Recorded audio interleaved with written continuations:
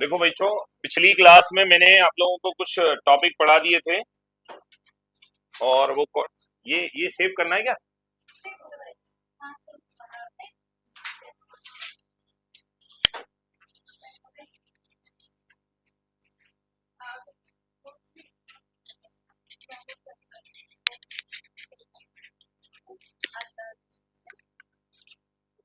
पिछली क्लास में मैंने आप लोगों को एक टॉपिक करवा दिया था, नाम था उसका एटम, है ना। तो हमारा जो टॉपिक चल रहा था उस टॉपिक का नाम है atom and nuclei. Atom and nuclei, जिसे हम हिंदी में क्या कहते हैं? परमाणु एवं नाभिक। और पिछली क्लास में मैंने परमाणु के बारे में कुछ बातें आपको बताई थी। थोड़ा सा मैं जल्दी से रिवाइज करा देता हूं कि मैंने क्या क्या बताया था, फिर मैं आगे के टॉपिक पे चलूंगा। ठीक है। पिछली क्लास में जब हमने शुरुआत की थी तो हमने बात की थी एटम की, कि एटम की खोज के बारे में शुरुआत से काम करते हैं। तो सबसे पहले हमें एक साइंटिस्ट मिले थे, नाम था क्या? जे जे थॉमसन। जे जे थॉमसन नाम के वैज्ञानिक ने हमें बताया कि हमारे पास में जो मॉलिक्यूल्स होते हैं उसका एक इंटरनल स्ट्रक्चर होता है, मतलब आंतरिक संरचना होती है, और उसे क्या कहते हैं? एटम। और एटम क्या होता है? पॉजिटिवली चार्ज मैटर होता है। कौन सा मैटर होता है? पॉजिटिवली चार्ज पदार्थ होता है ना। और इस पॉजिटिवली चार्ज पदार्थ में क्या भी होते हैं? नेगेटिव चार्ज भी होते हैं। और ये नेगेटिव चार्ज कुछ इस तरीके से होते हैं जैसे कि प्लम्स इन अ पुडिंग, और जिसे हम हिंदी में कह सकते हैं कि तरबूज के गूदे में क्या धसे हो? बीज। तो इसको हमने ऐसे minus minus minus minus minus कर दिया था। इससे हमें एक कंक्लूजन उन्होंने बताया कि ये सबसे पहले तो ये स्फीयर होता है। स्फीयर बोले तो गोला होता है ना। दूसरा चीज, इसमें कौन कौन से चार्ज होते हैं? तो आंसर है पॉजिटिव भी होता है और नेगेटिव भी होता है। और ये नेगेटिव चार्ज के जो पार्टिकल होते हैं उन्हें क्या कहते हैं? इलेक्ट्रॉन कहते हैं। या सुनो, और फिर इसने कंक्लूजन बताया है कि द टोटल, कौन सा? पॉजिटिव जो क्या होता है? चार्ज, इक्वल टू दी होता है टोटल नेगेटिव चार्ज। इसकी वजह से हम कह सकते हैं कि हमारे एटम पर टोटल चार्ज की वैल्यू 0 होती है। यदि किसी वस्तु पर टोटल चार्ज की वैल्यू क्या हो? 0, तो ऐसी वस्तु को हम अनावेशित या फिर उदासीन कहते हैं। इंग्लिश में इसे न्यूट्रल कहते हैं। तो ये कैसी होता है भैया? एटम कैसा होता है? न्यूट्रल। फिर इन्होंने बताया था इसका क्या? साइज। साइज ऑफ क्या? एटम। साइज ऑफ एटम के बारे में मैंने कल बताया था कि 10 टू दी पावर -10 मीटर। तो जे जे थॉमसन ने जो मॉडल दिया वो मॉडल का नाम रखा गया plum pudding model. Plum pudding model. तो कर हमसे पूछा जाए कि जे जे थॉमसन का मॉडल क्या कह रहा है, तो ये कह रहा है कि according to this model the atom is a positively charge sphere which is contain the electrons and the electrons are embedded like the plums in a pudding. मतलब परमाणु एक धनावेशित पदार्थ का गोला होता है जिसमें ऋणावेशित इलेक्ट्रॉन भी होते हैं, और ये इस प्रकार से होते हैं कि जैसे कि तरबूज के गूदे में बीज धसे हो, परंतु इस पर जितना धनावेश होता है उतना ही ऋणावेश होता है, इसलिए इस पर कुल आवेश का मान 0 होता है। तो हमारा एटम स्टेबल भी होता है और न्यूट्रल भी होता है। स्टेबल है और न्यूट्रल भी है। यस सुनो, next one is the size of atom कितना है? 10 टू दी पावर -10 मीटर की। अब इसके बाद में जे जे थॉमसन ने के बाद में आगे कोई काम नहीं किया। इसके बाद में हमारे पास दो साइंटिस्ट आए थे जिनका हमने कल नाम लिखा था Geiger and Marsden. Geiger and Marsden. ये गाइगर एंड मार्सडन जो थे वो शिष्य थे, स्टूडेंट थे। किसके थे? तो आंसर है एक साइंटिस्ट जिनका नाम है क्या? रदरफोर्ड। रदरफोर्ड के दो स्टूडेंट गाइगर और मार्सडन थे, जिन्हें रदरफोर्ड ने इंस्ट्रक्ट किया कि आप जाइए और एक प्रैक्टिकल कीजिए। किस पर? एटम पर। और वो क्या प्रैक्टिकल था? तो उस प्रैक्टिकल का नाम था alpha particle scattering experiment. Alpha particle scattering experiment, जिसे हिंदी में अल्फा पार्टिकल प्रकीर्णन प्रयोग कहते हैं। तो कौन से साइंटिस्ट ने करवाया था? कौन से साइंटिस्ट ने करवाया था?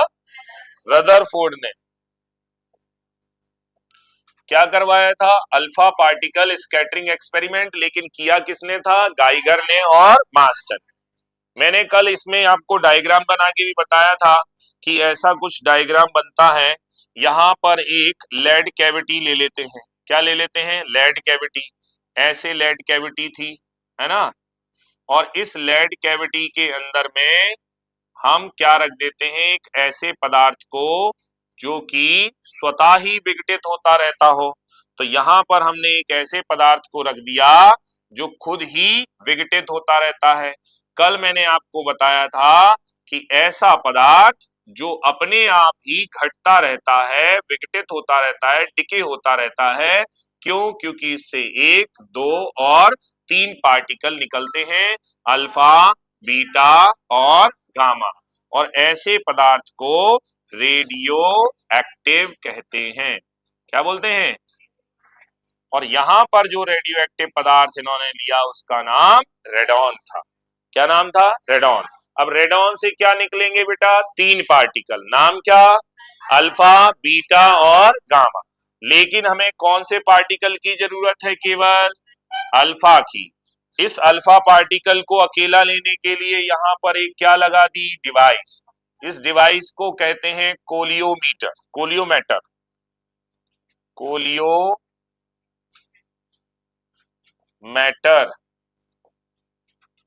ठीक है ना? सॉरी, एक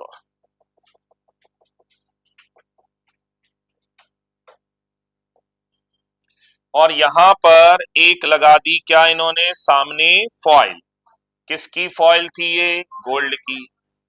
एक गोल्ड की क्या लगा दी? फॉइल। गोल्ड की फॉइल ही क्यों लगाई? क्योंकि गोल्ड का जो न्यूक्लियस है वो हैवी होता है, भारी होता है। तो यहां पर जो फॉइल यूज की गई वो किसकी थी? गोल्ड की। तो ये गोल्ड फॉइल लगा दी। और इस गोल्ड फॉइल के सामने यहां पर लगा दिया था एक डिटेक्टर। और इस डिटेक्टर को जब लगाया तो इन्होंने कुछ चीजें ऑब्जर्व की। क्या ऑब्जर्व की? कि बहुत सारे अल्फा पार्टिकल सीधे निकल जाते हैं। यही बताया था ना पिछली क्लास में। ऐसे निकल जाते हैं, ऐसे निकल जाते हैं। और कुछ अल्फा पार्टिकल अलग अलग कोण पर चले जाते हैं। तो इन्होंने कहा कुछ अल्फा पार्टिकल सीधे निकल जाते हैं, कुछ ऐसे चले जाते हैं, कुछ ऐसे चले जाते हैं। जो ऐसे गए थे वो थीटा इज लेस देन 90 बना रहे थे। ये वाले थीटा इज ग्रेटर देन 90 बता रहे थे। यहां से कौन से कण आ रहे थे? अल्फा पार्टिकल ऐसे आ रहे थे। लेकिन कुछ तो ऐसे ही लौट गए। थीटा बराबर कितने डिग्री पर? 180 डिग्री पर। ये कल डायग्राम बताया था, समझ में आया आपको? ओके। तो इसको बोलते हैं अल्फा पार्टिकल स्कैटरिंग एक्सपेरिमेंट। इससे हमने 5 या 6 ऑब्जर्वेशन लिखे थे, 5 ऑब्जर्वेशन। लेकिन इसमें सबसे ज्यादा ऑब्जर्वेशन जो इंपॉर्टेंट है, जो न्यूमेरिकल पर्पस के लिए यूज होता है, उसका नाम है n is inversely proportional to the sine to the power 4 theta by 2। इसे क्या कहते हैं? तो इसे कहते हैं number of alpha particle scattered, particle scattered per unit area per minute. प्रति एकांक क्षेत्रफल से प्रति मिनट उत्सर्जित होने या प्रकीर्णित होने वाले अल्फा कणों की संख्या ज्ञात करने का सूत्र क्या होता है बच्चों? तो इसका सूत्र होता है n inversely proportional to the sine to the power 4 theta by 2। इतना समझ में आया? पिछली क्लास में मैंने इसका एक न्यूमेरिकल भी कर दिया था। जैसे मान लीजिए एक क्वेश्चन दिया कि पहले n1 equal to 8100 alpha particle scattered हो रहे थे और इस समय पर जो थीटा की वैल्यू थी वो मान लो कितने डिग्री है, 60 डिग्री। तो वो कहता है कि अगर थीटा टू कितने डिग्री कर दिया जाए, 120 डिग्री, यस और नो, तो बताओ इसमें कितने अल्फा पार्टिकल स्कैटर्ड होंगे। तो आप कैसे निकालोगे, तो बच्चों इसका एक फॉर्मूला याद कर लीजिए, n1 में अगर n2 का क्या करा जाए, डिवाइड, चूंकि n से थीटा इनवर्स में है इसलिए हम यहां पर जब इसे लिखेंगे तो इसे साइन टू दी पावर 4 लिखेंगे, नीचे भी साइन टू दी पावर 4 लिखेंगे, बट ऊपर 1 है तो 2 लिखेंगे और नीचे 2 है तो 1 लिखेंगे, ये याद रखना क्योंकि इनवर्स है। और बहुत इजी हो गया, 8100 हमने यहाँ लिखा, यहाँ n2 लिखा, यहाँ पे साइन की पावर 4 लिखा, थीटा 2 की वैल्यू 120 लिखी, अपॉन में कौन लिख दी, 2, नीचे वाले में साइन टू दी पावर 4 लिखा और थीटा की वैल्यू पे 60 लिख दी, अपॉन में कौन लिख दी, 2, 8100 को एज इट इज लिखा और n2 आ गई, यहाँ पर 60 हो गया तो साइन 60 की होल पावर 4 अपॉन में साइन 30 की होल पावर 4, इतना समझ में आया।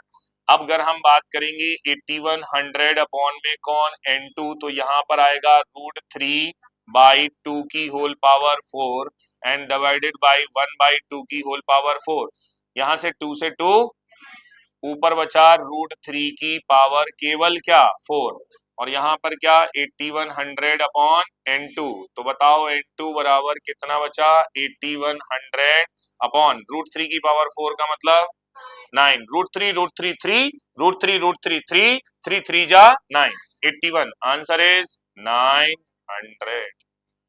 अरे कुछ समझ में आया क्या, हाँ है ना, ये मैंने पिछली क्लास में बता दिया था। फिर मैंने आपको एक और चीज बताई थी, याद हो आपको, कौन सी चीज बताई थी, बताओ जल्दी से, क्या बताया था, इसको बोलते हैं इम्पैक्ट पैरामीटर, इम्पैक्ट पैरामीटर, इसे बोलते हैं प्राचल, प्राचल पैरामीटर। ये प्राचल पैरामीटर के बारे में क्या बताया था, तो इस प्राचल जल्दी जल्दी बता रहा हूं इसलिए पुराना रिवाइज हो जाए। यहाँ पर ये क्या है, सॉरी नीचे, यहाँ पर ये क्या है, न्यूक्लियस, क्या है, न्यूक्लियस, यहाँ से बहुत सारे क्या चल रहे हैं, अल्फा पार्टिकल, और ऐसे अल्फा पार्टिकल ये गए यहां पर गए और ऐसे अल्फा पार्टिकल यहां पर गए होंगे, सॉरी, ऐसे अल्फा पार्टिकल यहां पर गए, ऐसे अल्फा पार्टिकल यहां पर गए, ऐसे अल्फा पार्टिकल यहां से पास हो गए ऐसे, सॉरी यार,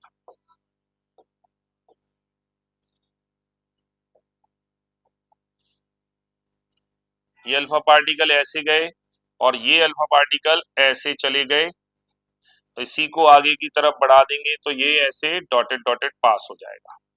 तो अब हमने अल्फा पार्टिकल को कैसे किया था, यहां से इसको ऐसे टर्न किया था, ये अल्फा पार्टिकल ऐसे टर्न हुआ और ऐसे टर्न होके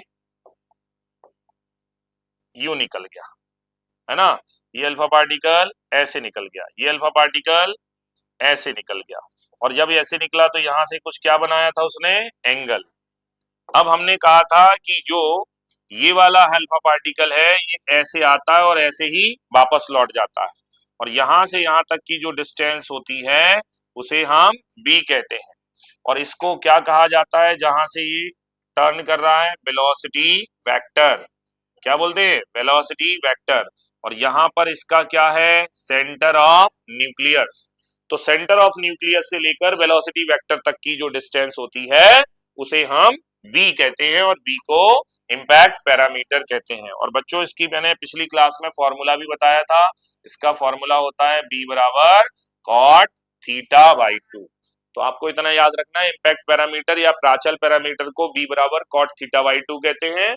और यदि आपको ये कंडीशन में दे दिया जाए कि if B equal to the क्या है, 0, तब थीटा का मान बताओ, तो आप तुरंत लगाएंगे बी बराबर कौन, कॉट थीटा बाई 2, और यहाँ पर क्या रख देंगे, 0, और यहाँ पे क्या लिखेंगे, कॉट थीटा बाई 2, और 0 कब होती है इसकी वैल्यू बताओ कॉट की, तो आंसर है कॉट 90, तो कॉट 90 बराबर कॉट थीटा बाई 2, कॉट से कॉट, तो बताओ थीटा बाई 2 बराबर कितना 90, तो थीटा बराबर कितना 180 डिग्री। क्या ये बात समझ में आई? इसी तरीके से यदि ये क्वेश्चन पूछता है आपसे कि इफ b इक्वल टू कितना है 1, तो इसके लिए कितना, क्या बताओ थीटा, मतलब b की वैल्यू कब होगी, किस एंगल के लिए b की वैल्यू 1 होगी, तो आंसर क्या लिखेंगे, v बराबर 1 लिख दिया, यहाँ पर क्या लिख देंगे कॉट थीटा बाई 2, 1 कब होती है कॉट की वैल्यू, कॉट 45 बराबर में कॉट थीटा बाई 2, कॉट से कॉट, तो थीटा बराबर कितना आ जाएगा 90। इस तरीके से आप इंपैक्ट पैरामीटर निकाल सकते हो किसी के लिए भी। क्लियर हो गई? तो ये बात हमने आपको पिछली क्लासों में बता दी थी। अब इसके बाद में मैंने और एक और बात बताई थी, क्या बताया था, क्या बताया था जल्दी बताओ।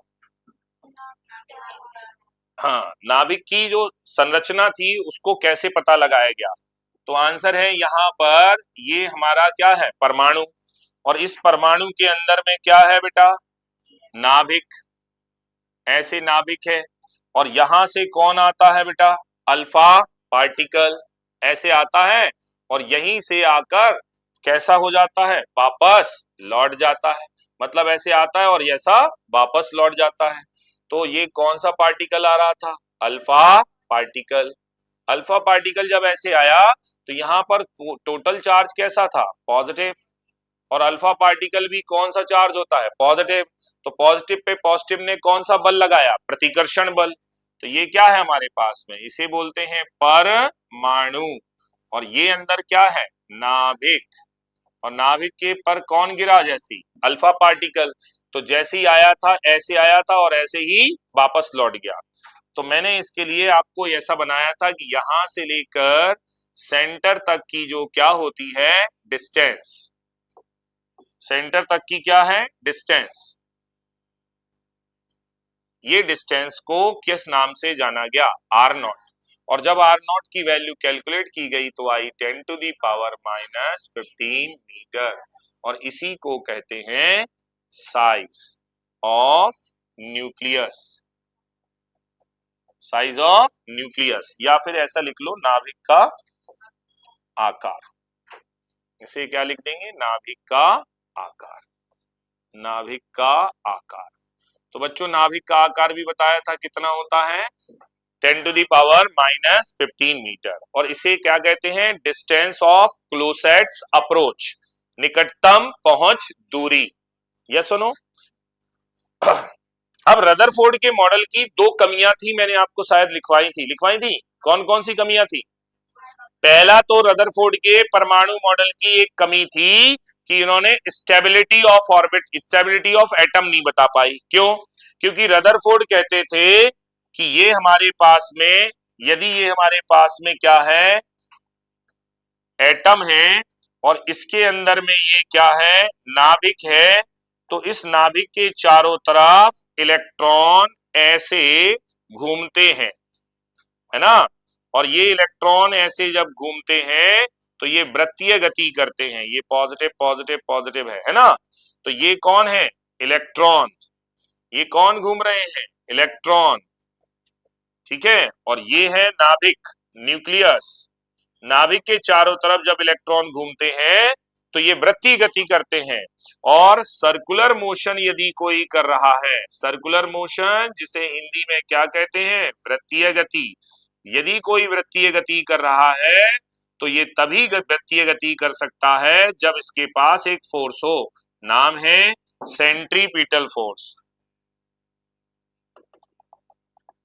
सेंट्रीपिटल फोर्स, और सेंट्रीपिटल फोर्स को बच्चों हिंदी में अभिकेंद्री बल कहते हैं।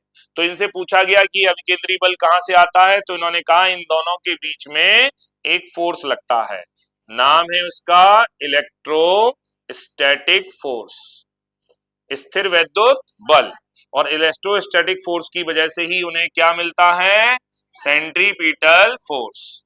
यस सुनो, लेकिन यदि आप देखो यहाँ पे एक इंपॉर्टेंट बात है फैक्ट की, सर ये अगर सर्कुलर मोशन करेंगे, तो यदि आपने 11th में सर्कुलर मोशन पढ़ा है तो आपको पता होगा कि अगर कोई पार्टिकल ऐसे मोशन कर रहा है, बार बार ऐसे अपनी डायरेक्शन को क्या कर रहा है, चेंज, है ना। तो डायरेक्शन को चेंज करने की वजह से ये वेलोसिटी है, ये भी वेलोसिटी है, ये भी वेलोसिटी है, ये भी क्या है, वेलोसिटी। और अगर वेलोसिटी की डायरेक्शन बार बार क्या हो रही है, चेंज, तो इस पर सेंटर की तरफ एक क्या जनरेट हो रहा है, एक्सेलरेशन, त्वरण उत्पन्न होता है। तो जब भी कोई व्यक्ति जब भी कोई कण वृत्तीय गति करता है या सर्कुलर मोशन करता है तो उसकी बार बार वेग की दिशा या वेलोसिटी की डायरेक्शन चेंज होती है, और इसके चेंज होने की वजह से वेग में परिवर्तन होता है, वेलोसिटी में चेंज होता है। और चेंज इन वेलोसिटी या वेग में परिवर्तन को त्वरण या फिर एक्सेलरेशन कहते हैं। यस और नो। तो यहां पर क्या प्रोड्यूस हो रहा है बेटा, एक्सेलरेशन। हिंदी में क्या कहेंगे इसे, त्वरण। यस और नो। और हम लोग पिछली इलेक्ट्रोमैग्नेटिक वेव वाले चैप्टर में पढ़ चुके हैं कि यदि कोई चार्ज क्या प्रोड्यूस करता है, एक्सेलरेशन, हिंदी में कहेंगे कौन, आवेश, में क्या होती है, त्वरण। तो त्वरण से क्या जनरेट होगी, इलेक्ट्रोमैग्नेटिक वेव। कौन सी वेव जनरेट होगी, इलेक्ट्रोमैग्नेटिक वेव, जिनको हिंदी में क्या कहते हैं, विद्युत चुम्बकीय तरंगे, विद्युत चुम्बकीय तरंगे। और यदि विद्युत चुम्बकीय तरंगे उत्पन्न होंगी तो एनर्जी क्या होगी, लॉस्ट, एनर्जी क्या होगी, लॉस्ट। देखो ऐसे होगा, एक यहां से ये एक ऊर्जा स्तर है, इसको बोला है E2, और ये वाला ऊर्जा स्तर है क्या, E1। यदि यहां से ऊपर जाना है तो ये एनर्जी को लेता है, और यदि हमें यहां से कहा आना है, नीचे आना है, तो ये एनर्जी को देता है। किसकी फॉर्म में देता है, तो फोटोन की फॉर्म में। और फोटोन ही क्या होती हैं, इलेक्ट्रोमैग्नेटिक वेव। तो हमने क्या सीखा, हमने सीखा कि यदि कोई रदरफोर्ड के अनुसार यदि इलेक्ट्रॉन किसी वृत्तीय मार्ग में परिक्रमा कर रहे हैं, सर्कुलर मोशन कर रहे हैं, तो क्या प्रोड्यूस करेंगे, एक्सेलरेशन। क्या उत्पन्न होगा, त्वरण। त्वरण होगा तो क्या जनरेट करेंगे, इलेक्ट्रोमैग्नेटिक वेव जनरेट करेंगे। तो एनर्जी का क्या होगा, तो मान लो एक हमारे पास में ये सर्कुलर पाथ है, इसमें ये चले, तो इसमें इन्होंने क्या प्रोड्यूस कर दी, जैसी चले तो क्या प्रोड्यूस कर दी, इलेक्ट्रोमैग्नेटिक वेव। जैसी इलेक्ट्रोमैग्नेटिक वेव प्रोड्यूस करेंगे तो इनकी एनर्जी क्या हो जाएगी, कम। अब ये इसमें आएंगे तो भी क्या प्रोड्यूस करेंगे, इलेक्ट्रोमैग्नेटिक वेव, तो और एनर्जी क्या हो जाएगी, कम। अब यहाँ आएंगे तो क्या प्रोड्यूस करेंगे, इलेक्ट्रोमैग्नेटिक वेव, तो एनर्जी और क्या हो जाएगी, कम। फिर क्या प्रोड्यूस करेगा, इलेक्ट्रोमैग्नेटिक वेव, तो एनर्जी और क्या हो जाएगी, कम। फिर क्या प्रोड्यूस करेगा, इलेक्ट्रोमैग्नेटिक वेव, तो एनर्जी क्या हो जाएगी, कम। और फाइनली ये कहां गिर जाएगा, न्यूक्लियस। तो रदरफोर्ड के मॉडल के अकॉर्डिंग यदि हमारे इलेक्ट्रॉन सभी कक्षाओं में परिक्रमा करते हैं तो परिक्रमा करते समय वो क्या उत्पन्न करेंगे, एक्सेलरेशन, त्वरण। और यदि वे त्वरण उत्पन्न करते हैं, एक्सेलरेशन उत्पन्न करते हैं, तो उनसे क्या उत्पन्न होंगी, इलेक्ट्रोमैग्नेटिक वेव। और यदि इलेक्ट्रोमैग्नेटिक वेव जनरेट हो रही है तो एनर्जी क्या होगी, लॉस्ट। और एनर्जी अगर लॉस्ट हो रही है तो ऑर्बिट की रेडियस क्या हो जाएगी, कम। और अगर ऑर्बिट की रेडियस कम हो जाएगी तो फिर जो इलेक्ट्रॉन घूम रहा है वो वृत्तीय मार्ग में ना घूमकर सर्पिलाकार मार्ग में घूमेगा। सर्पिलाकार मार्ग का मतलब है स्पाइरल पाथ।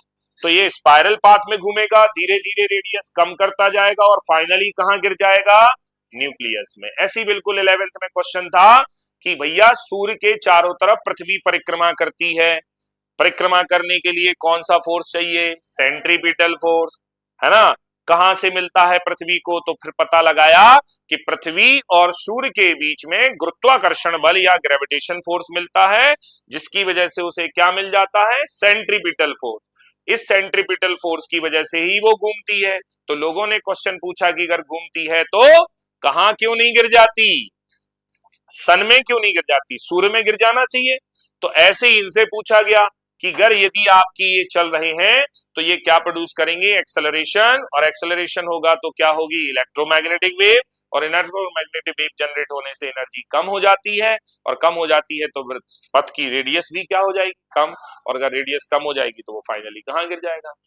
इसका मतलब है हमारा एटम क्या नहीं रहेगा, स्टेबल।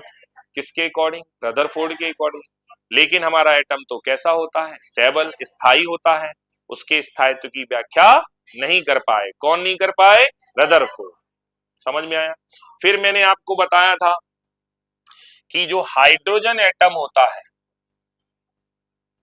हाइड्रोजन एटम होता है उसमें 5 प्रकार की सीरीज मिलती है। पहली का नाम है लाइमन, फिर दूसरी का नाम है बाल्मर, फिर है पाश्चन, फिर है कौन, ब्रैकेट, फिर कौन है, फुंड।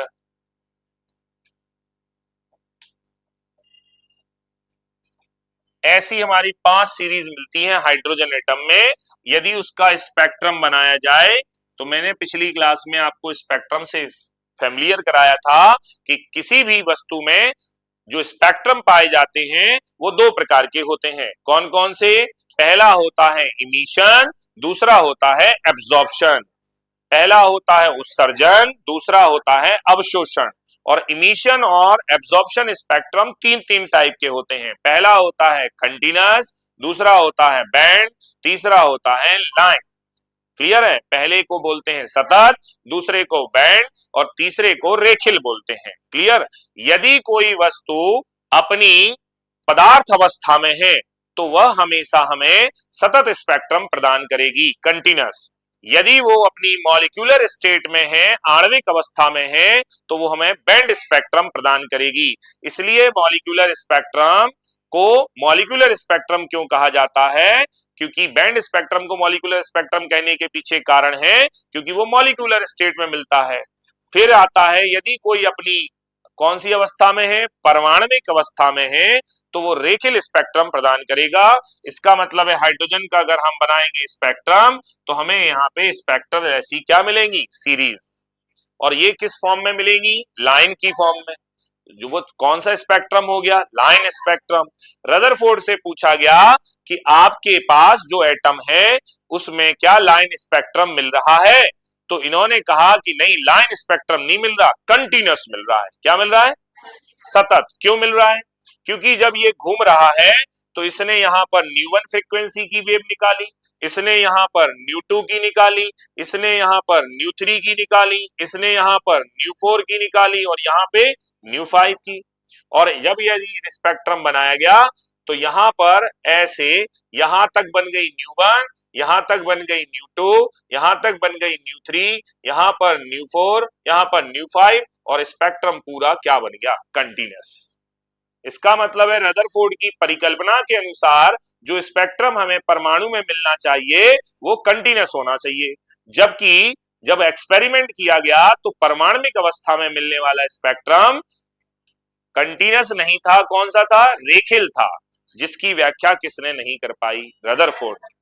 समझ गए। तो रदरफोर्ड की परमाणु मॉडल के ड्रॉबैक कौन कौन से हैं, पहला है स्टेबिलिटी ऑफ एटम नहीं बता पाए, दूसरा है रेखिल स्पेक्ट्रम की व्याख्या नहीं कर पाए। इतना समझ में आ गया।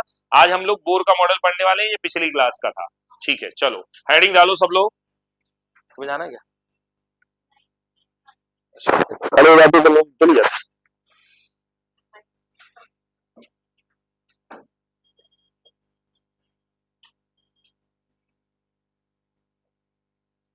बोर्स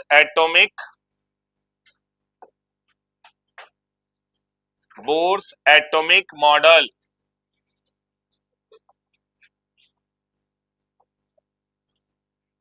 हिंदी में लिखिए बोर का कौन सा, परमाणु मॉडल। अब भैया जब फेल कौन हो गए, रदरफोर्ड, तो कौन आ गए, बोर। बोर नाम के साइंटिस्ट ने कहा कि भाई साहब इनकी कमियों को मैं दूर कर सकता हूं, परंतु मेरी हमदर्दी किसके साथ भी है, रदरफोर्ड के साथ, क्योंकि रदरफोर्ड ने इतनी मेहनत करके गाइगर और मार्सडन से जब अल्फा पार्टिकल स्कैटरिंग कराई तो उन्होंने एक ऐसा कंक्लूजन निकाल के दिया जिसे मैं भी नहीं काट सकता। वो है उसका क्या? न्यूक्लियस की खोज। तो न्यूक्लियस या नाभिक की खोज किसने कर दी थी? रदरफोर्ड ने। और रदरफोर्ड ने जब नाभिक की खोज की तो नाभिक की खोज करके जो बात उन्होंने कही कि जो संपूर्ण द्रव्यमान और संपूर्ण धनावेश है वह परमाणु के कहां पर केंद्रित होता है? उसके नाभिक पर। तो इन्होंने कहा कि भाई साहब जो वो अभी पिछले बार में या पिछले मॉडल में कौन कहते थे? रदरफोर्ड कहते थे कि सारा जो पॉजिटिव चार्ज है वो एक स्मॉल रीजन में कॉन्सेंट्रेट करेगा जिसे हम क्या कहेंगे? नाभिक। क्या बोलेंगे? नाभिक, न्यूक्लियस बोलेंगे। ये बात से मैं सहमत हूं। और इन्होंने अपना पहला स्टेटमेंट जो दिया उसे नाभिकी परिकल्पना कहा गया। नाभिकी परिकल्पना।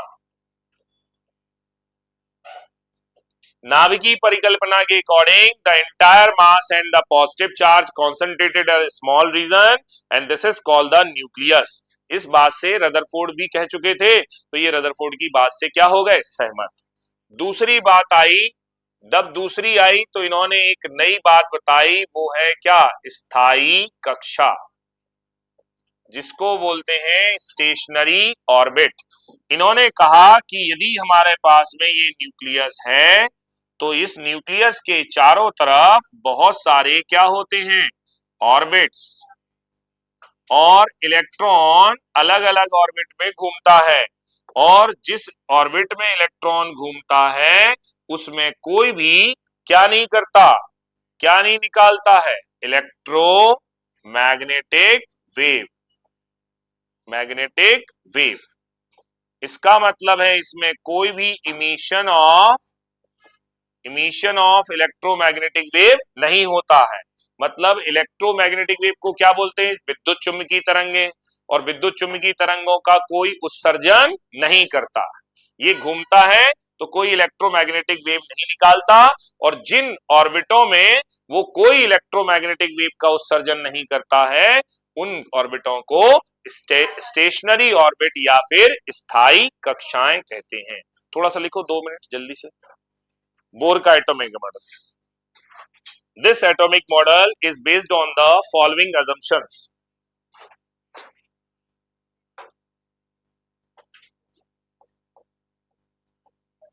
This atomic model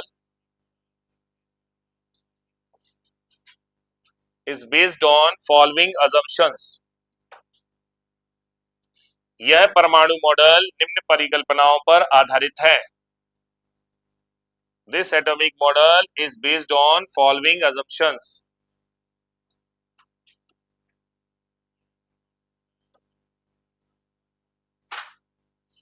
This atomic model is based on following assumption. First one is लिखो, फर्स्ट वन में लिखो न्यूक्लियर कंसेप्ट। सेकेंड वन पहले वाले में लिखो क्या? नाभिकी परिकल्पना। न्यूक्लियर कंसेप्ट, नाभिकी परिकल्पना। दूसरा लिखो स्टेशनरी ऑर्बिट। Stationery orbit. यही लिख लो, ये मिट नहीं रहा। नरी क्या? ऑर्बिट। तीसरा लिखो क्वांटीकरण। क्वांटीकरण प्रतिबंध।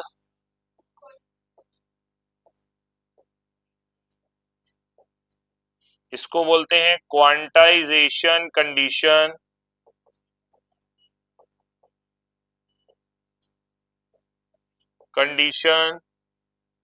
और फोर्थ वन लिखो क्या?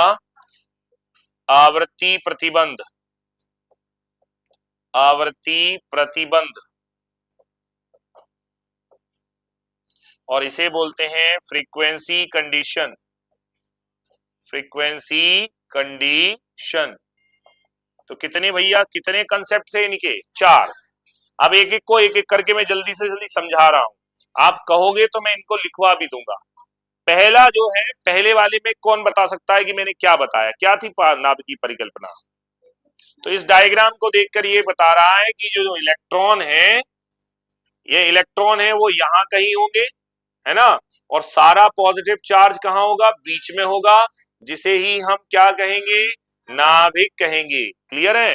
तो इसका मतलब है किसी भी परमाणु का संपूर्ण द्रव्यमान और धनावेश एक छोटे से क्षेत्र में केंद्रित होता है, और उस छोटे से क्षेत्र को नाभिक कहते हैं, जिसका आकार 10 की घात -15 मीटर की कोटि का होता है। क्लियर है?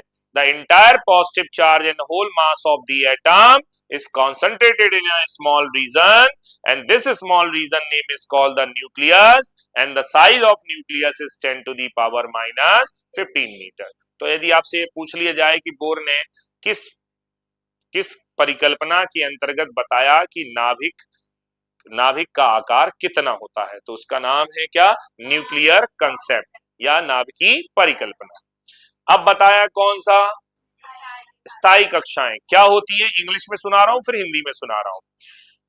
जब भी कोई इलेक्ट्रॉन घूम रहा था पिछले में, कहां पर? रदरफोर्ड के मॉडल में, तो बार बार क्या कर रहा था? इलेक्ट्रोमैग्नेटिक वेव निकाल रहा था, जिसकी वजह से उसकी एनर्जी क्या हो रही थी? कम। और एनर्जी कम होने से ऑर्बिट की क्या भी कम हो रही थी? रेडियस कम होने की वजह से वो स्टेबल नहीं रह पा रहा था। तो इन्होंने बताया कि भाई साहब, वो किसी भी ऑर्बिट में नहीं घूमते, फिक्स ऑर्बिट में घूमते हैं, और इलेक्ट्रॉन जिस फिक्स ऑर्बिट में घूमते हैं उसमें एनर्जी का उत्सर्जन नहीं करते, कोई रेडिएशन जनरेट नहीं करेंगे, और अगर वो रेडिएशन जनरेट नहीं करेंगे तो लॉस ऑफ एनर्जी भी, और लॉस ऑफ एनर्जी नहीं होगी तो उसकी रेडियस कभी भी कम, और कम नहीं होगी तो ऑर्बिट कभी चेंज। भैया हम तो वो अपने खुद के मकान में रहता है, किराए के मकान में नहीं रहता। किराए का मकान मतलब बार बार बदलना पड़ेगा, और खुद का मकान मतलब स्थायी पता, और स्थायी पता होता है, इसका मतलब है ये हमेशा इलेक्ट्रॉन किन कक्षाओं में घूमते हैं? स्थायी कक्षाओं में, जिनको इंग्लिश में स्टेशनरी ऑर्बिट कहते हैं। तो आपको कैसे पूछा जाएगा? नॉन रेडिएटिंग ऑर्बिटों को क्या कहते हैं? जिनमें कोई उत्सर्जन नहीं होता ऊर्जा का, उन कक्षाओं को क्या कहते हैं? नाम है स्टेशनरी ऑर्बिट। क्लियर है? The non radiating orbit around to the nucleus in which the electrons are revolve around to the nucleus is said to be a stationary orbit. ऐसी कक्षाएं जिनमें इलेक्ट्रॉन ऊर्जा का उत्सर्जन नहीं करते हैं, उन्हें क्या कहा जाता है? स्थायी कक्षा। अब लोगों ने कहा कि भाई साहब, आप कैसे बताओगे कि इलेक्ट्रॉन कौन सी स्थायी कक्षा में घूम रहा है? तो उन्होंने एक प्रतिबंध लगा दिया। क्या प्रतिबंध लगा दिया? कि बोले कि ये जितनी भी स्टेशनरी ऑर्बिट होते हैं ये क्वांटाइज्ड होते हैं। क्या होते हैं? और क्वांटाइज समझाने के लिए, क्या समझाने के लिए? क्वांटाइजेशन समझाने के लिए इन्होंने क्या कहा कि जो भी इलेक्ट्रॉन का क्या होना चाहिए? Angular momentum. एंगुलर मोमेंटम को हिंदी में कहते हैं कोणीय संवेग, वह हमेशा फिक्स होना चाहिए। तो कोणीय संवेग के आधार पर हम निकाल सकते हैं कि कौन सा इलेक्ट्रॉन किस कक्षा में घूम रहा है। तो कैसे बताया? कोणीय संवेग को L से डिनोट किया जाता है, और इसकी वैल्यू h/2π का क्या बताई है? Integral multiple. इसका मतलब है क्वांटाइजेशन कहता है कि stationary orbit are those orbit in which the electron angular momentum is always integral multiple of h/2π। स्थायी कक्षाएं वे कक्षाएं होती हैं जिनमें इलेक्ट्रॉन का कोणीय संवेग h/2π का पूर्ण गुणज होता है, जहां पर n पूर्णांक है या इंटीजर है, और इस इंटीजर की वैल्यू n बराबर 1, 2, 3, 4, 5 है, और इसे प्रिंसिपल क्वांटम नंबर कहते हैं, इसे मुख्य क्वांटम संख्या कहते हैं। अब यदि इससे क्वेश्चन आता है, एक क्वेश्चन आता है बहुत सिंपल, फाइंड एंगुलर क्या? Momentum of electron in second orbit. कौन सा ऑर्बिट? Second orbit. कह रहा है कि द्वितीय कक्षा में इलेक्ट्रॉन का कोणीय संवेग बताइए। तो कैसे बताएंगे? तो बच्चों जब ये दे दिया है ऐसा, तो इसके सॉल्यूशन में हम करेंगे कि वो द्वितीय ऑर्बिट बोल रहा है, इसका मतलब है n बराबर कितना है 2, और l निकालना है क्वेश्चन मार्क। तो l का फॉर्मूला होता है NH/2 पाई। तो l बराबर क्या आ जाएगा 2H/2 पाई। तो 2 से 2, व्हाट इज द आंसर? H/पाई। अब यदि उल्टा क्वेश्चन पूछा जाए, मैं आपसे उल्टा पूछूं कि भैया एक इलेक्ट्रॉन का कोणीय संवेग H/ क्या है 2 पाई। हिंदी में लिख देता हूं, एक इलेक्ट्रॉन का कोणीय क्या है संवेग कितना है? H/पाई है। तब वह किस कक्षा में है? किस कक्षा में है? उल्टा क्वेश्चन पूछ लिया।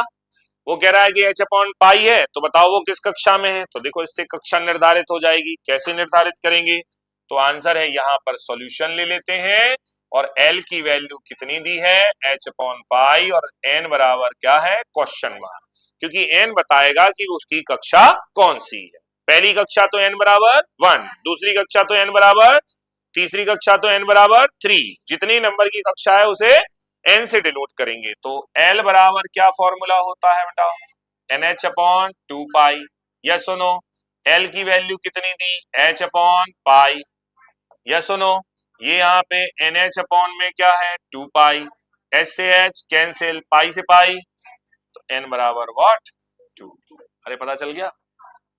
तो ये क्वांटीकरण प्रतिबंध अच्छा था, जिसने ये बता दिया कि कौन सी कक्षा में इलेक्ट्रॉन घूम रहा है। हम ये पता लगा सकते हैं।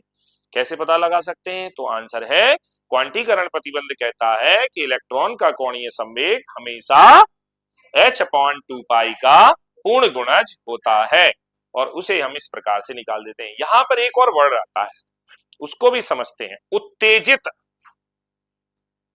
Excited state. इसको तो बोलते हैं स्टेट, और इसको बोलते हैं एक्साइटेड स्टेट। जब हम ये उत्तेजित अवस्था की बात करते हैं, तो यदि वो कहे, इसी में एक क्वेश्चन पूछा गया, लिखो, चलो आप लोग ऐसी क्वेश्चन लिखो रफ में। Find angular momentum of electron in first excited state. First excited state, Hindi में कहेंगे प्रथम उत्तेजित अवस्था में। अब गलती कहां करते वही बता रहा हूं। प्रथम उत्तेजित अवस्था में इलेक्ट्रॉन का कोणीय संवेग ज्ञात कीजिए। चलो कौन बच्चा बताएगा कैसे निकालेंगे? आप पहले अपना बता दो, फिर मैं आंसर बताऊंगा। क्या करेंगे?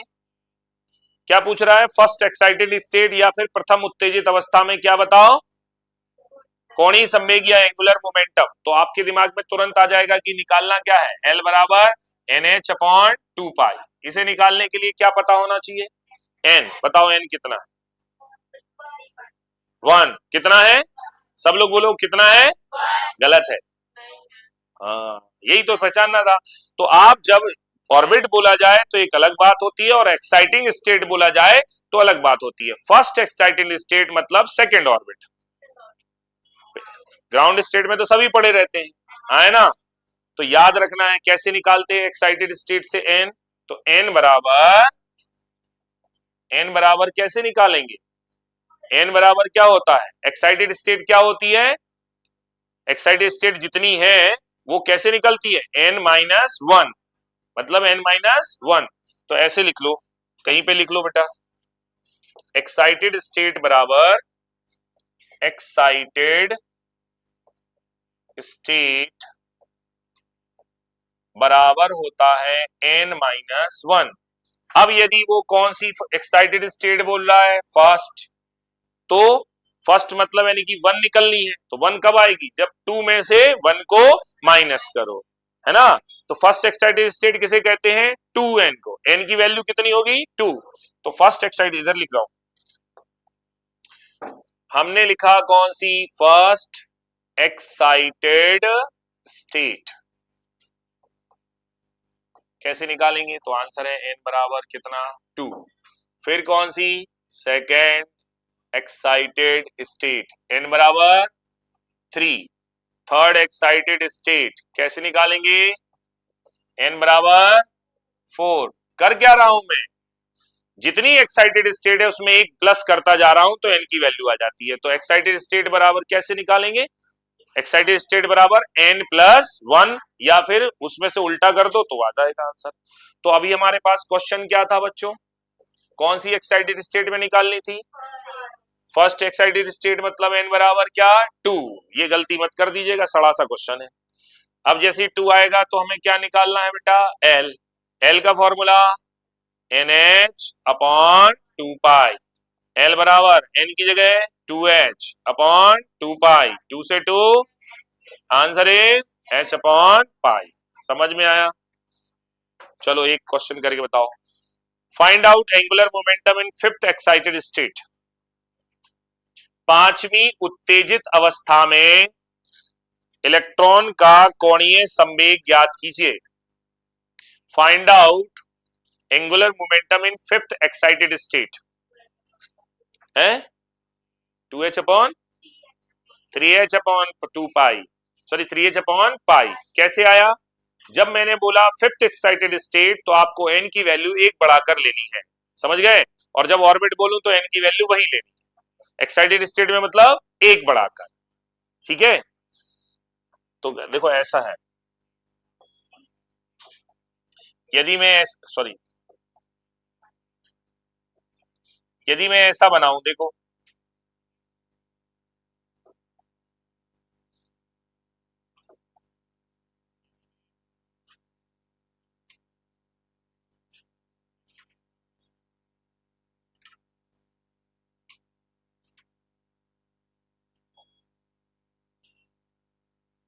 ऐसे बना लूं, तो यहां पर ये n बराबर क्या है, सॉरी यहां पर ये n बराबर क्या है 1,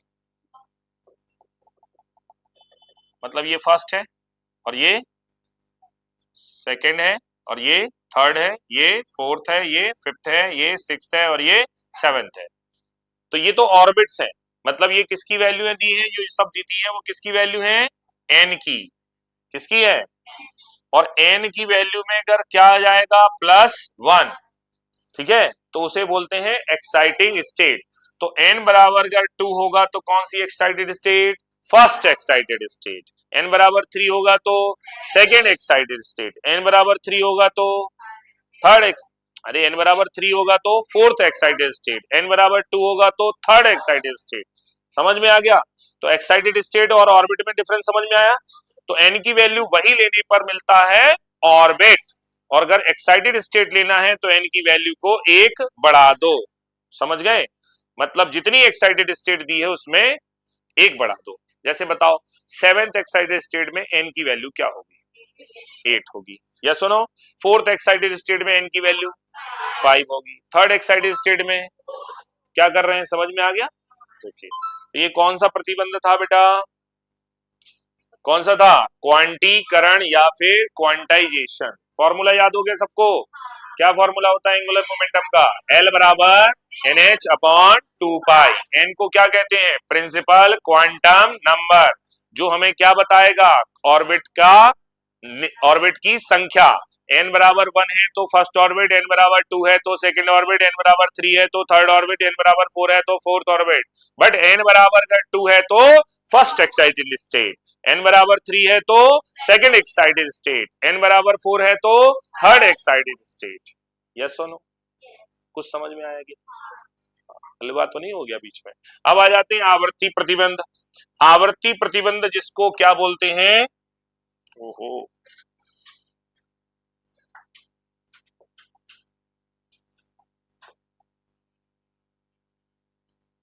कहाँ थे अपन लोग? किस वाले पे थे ना? ये वाले पे थे। अच्छा यहाँ थे। अब आते हैं कौन सी एक छूट गया, वो क्या बोलते हैं इसे? Frequency condition. हिंदी में क्या कहते हैं? आवृत्ति प्रतिबंध। अब देखो दूसरी चीज क्या नहीं बता पाए थे वो, रदरफोर्ड क्या नहीं बता पाए थे, बता? स्पेक्ट्रम नहीं बता पाए थे। कौन सा स्पेक्ट्रम? लाइन। क्यों? क्योंकि यदि ये कह रहे थे वो घूमता जाएगा तो अलग अलग फ्रीक्वेंसी छोड़ता जाएगा। तो इन्होंने कहा कि भाई साहब मैं बताता हूं कि जब ऑर्बिट में इलेक्ट्रॉन घूमते हैं तो कोई ऊर्जा का उत्सर्जन नहीं करते, ना ही कोई अवशोषण करते हैं। और कब करते हैं ऊर्जा का अवशोषण या उत्सर्जन? तो एक हमारे पास ऐसा ऊर्जा स्तर है और एक हमारे पास ऐसा ऊर्जा स्तर है। इसे हमने अगर E1 नाम दे दिया, इसे अगर हमने E2 नाम दे दिया, तो हम इसे मान रहे हैं कि हाई एनर्जी लेवल और लो एनर्जी लेवल। अब किसी इलेक्ट्रॉन को जाना है कहां से कहां? लो से हाई में जाना है, तभी जा सकता है। जैसे मान लीजिए मुझे ताज होटल में खाना खाने जाना है और हमारे जेब में नहीं है 10 का नोट, और हमसे कोई कहे कि चलो ताज चले, चलो, तो मैं तो ना जा पाऊंगा, क्योंकि वहां तो हम कप प्लेट भी ना मांज पाएंगे, है ना? क्योंकि बर्तन धोने पड़ेंगे वहां पे। तो अपन कभी जा सकते हैं, तो फिर अपने पास में यदि 10 रुपए नहीं है तो फिर अपन पैसों की क्या करेंगे व्यवस्था? और यदि ज्यादा ही दिमाग में चढ़ गई है कि जाना ही है तो फिर किसी को लूट के लाएंगे, क्योंकि बिना उसके तो आएंगे नहीं। तो भाई वहां चाय भी पियेंगे तो 500 रुपए की पियेंगे, तो फिर कहाँ से लाएंगे 500 रुपए की चाय? हमारे 500 रुपया में तो हम पूरा सुंदरकांड करवा देंगे, उसमें सबको चाय पिलवा देंगे। तो यहाँ पे, यहाँ जो है एनर्जी, यदि लो लेवल में आप हो और आपको हाई लेवल में जाना है तो स्वतः नहीं जा सकते। स्वतः कैसे जाओगे? क्योंकि आपके पास तो एनर्जी है ही नहीं। इसको कहते हैं हाई एनर्जी लेवल, इसे कहते हैं। तो सर क्या करना पड़ेगी? तो सर आपको कहीं से एनर्जी जुटानी पड़ेगी। तो एनर्जी जुटाना मतलब एनर्जी को एब्जॉर्ब करना। एब्जॉर्ब करना मतलब अवशोषित। क्या करना? तो कब हो रही है अवशोषित? कब? जब लो से कहां जाएगा? हाई। यस सुनो। इसी प्रकार से इन्होंने दूसरी बात बताई कि भाई साहब यदि कोई हाई में बैठा हुआ है और उसे कहां आना है? लो में। एक फिल्म आई थी, मैंने देखी थी, शायद उसी का एग्जाम्पल याद आ रहा। एक फिल्म आई थी, उसमें कोई हीरो था, हीरो ही होते फिल्मों में, होता क्या है? हीरो और हीरोइन, वो कुछ है ही नहीं है। तो एक हीरो था, है ना, वो हीरोइन के चक्कर में बड़े आदमी का बच्चा था, तो वो हीरोइन से मतलब यानी कि वो क्या होते हैं उसको बोलते हैं, प्यार करने लगा। तो वो उसको, उसके भाई ने बोला कि तुम यदि इस खेत में, हाँ देखी थी फिल्म?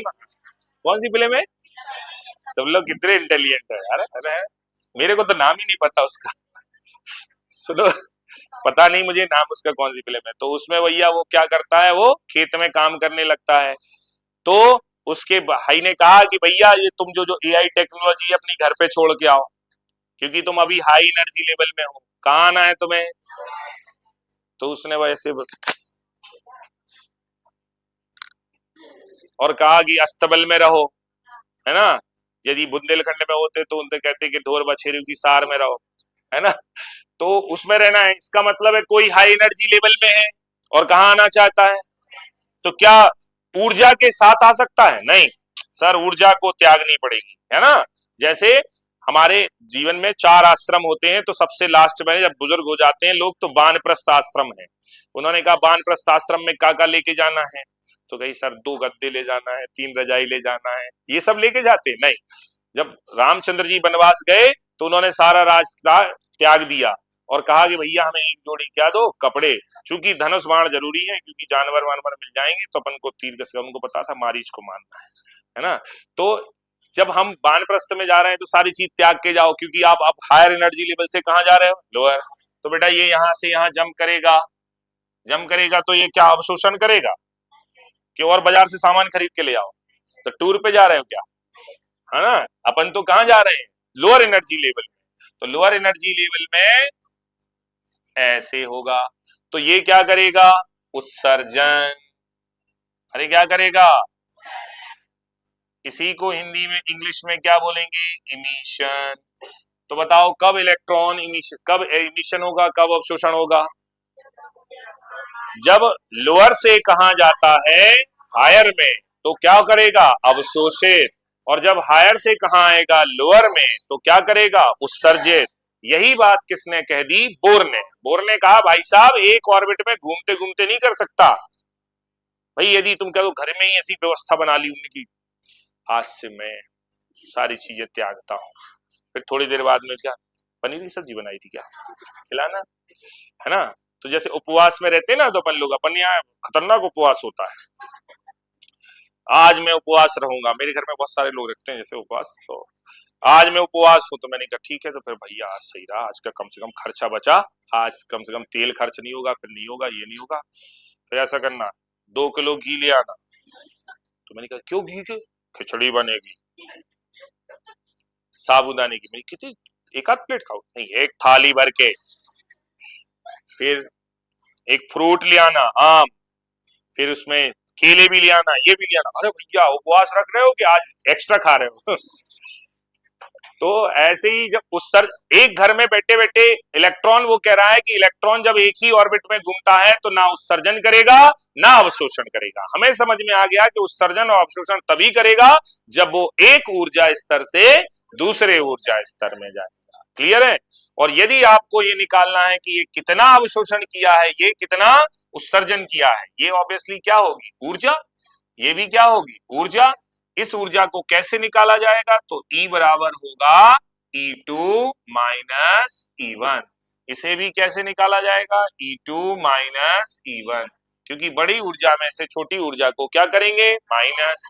बड़ी ऊर्जा में से छोटी ऊर्जा को माइनस करेंगे, तो आपको याद होगा कि एक साइंटिस्ट थे जिनका नाम था प्लैंक, और प्लैंक ने एक थ्योरी दी थी जिसका नाम था प्लैंक क्वांटम थ्योरी। और प्लैंक क्वांटम थ्योरी के अनुसार जो भी ऊर्जा ली जाती है या दी जाती है वो फोटोन के फॉर्म में होती है। किसके फॉर्म में, तो कोई पूछे कि ये क्या लिया है इसने, फोटोन।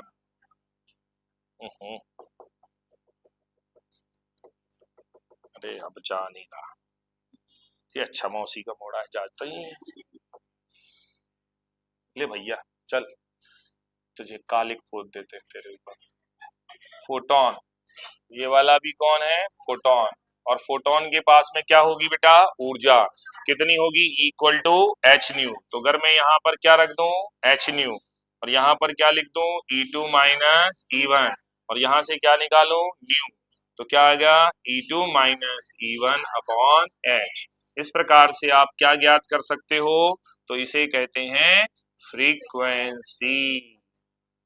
क्या निकाल सकते हो, फ्रीक्वेंसी। बताओ फ्रीक्वेंसी निकालने का फॉर्मूला क्या है, न्यू बराबर, इतना समझ में आएगा, आया ना। तो ये क्या थे, इसके 4 प्रतिबंध। किसके 4 प्रतिबंध थे बच्चों, हाँ बोर के। तो बोर एटॉमिक मॉडल ने वो सारी कमियों को दूर कर दिया जो किसमें थी, रदरफोर्ड में। इन्होंने ये भी बता दिया कि ये जो इलेक्ट्रॉन होता, सॉरी जो एटम होता है वो स्थायी होता है, क्योंकि इसमें कभी भी वो इलेक्ट्रॉन जाकर नाभिक में नहीं गिरता।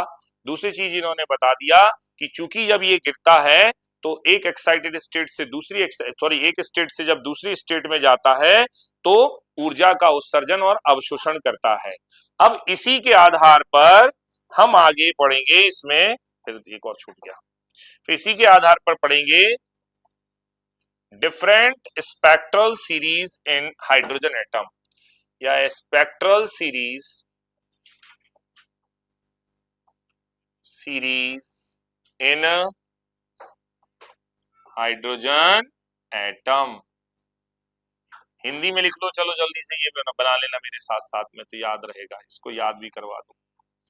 स्पेक्ट्रल सीरीज मतलब हाइड्रोजन परमाणु में विभिन्न विभिन्न स्पेक्ट्रम श्रेणियां, हाइड्रोजन परमाणु में विभिन्न स्पेक्ट्रम श्रेणियां कैसे बनाएंगे,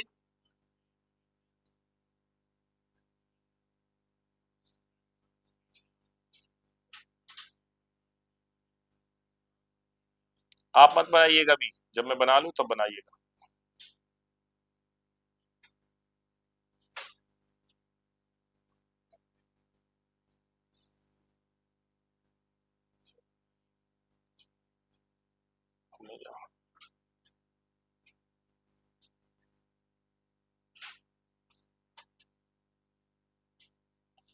अब मैं क्या करने वाला हूँ, यहाँ से सब मिटाने वाला हूँ।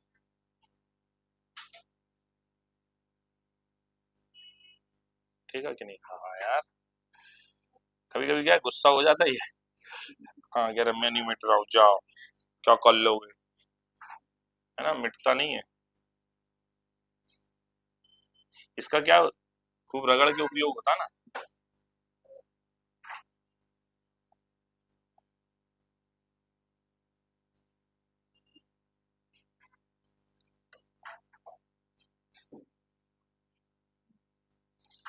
ऐसे बना लोगे, बनाओ बनाओ बनाओ, कुछ तो बनाना सीखो। अभी ये बनाना नहीं सीखोगे तो केवल फिर रोटी बनाना पड़ेगी। बताओ क्या बनाना है, चॉइस योर्स। यही बना लो बेटा, इसमें फायदा है। पढ़ोगे लिखोगे बनोगे होशियार, खेलोगे कूदोगे बनोगे गंवार। लेकिन दोनों से अच्छा होता है। बना लो जल्दी से बेटा। और जैसे ही इसको बना लोगे तो यहाँ पे लिख लेना n बराबर 1, n बराबर 2, n बराबर 3, n बराबर 4, n बराबर 5, n बराबर 6, n बराबर 7। ऐसे बहुत सारे ऊर्जा स्तर हो सकते हैं। अब तो 6 बना लो, 6 सफिशियंट है। थोड़ा सा साफ साफ बनाना है ना बेटा, है ना। बना लिया सबने? अब देखो क्या होगा, ये स्पेक्ट्रल सीरीज कैसे मिली, लाइन स्पेक्ट्रम कैसे मिला। उन्होंने कहा कि जब ये जंप करता है किसी भी हायर एनर्जी लेवल से फर्स्ट लेवल में, कौन से लेवल में, फर्स्ट लेवल में,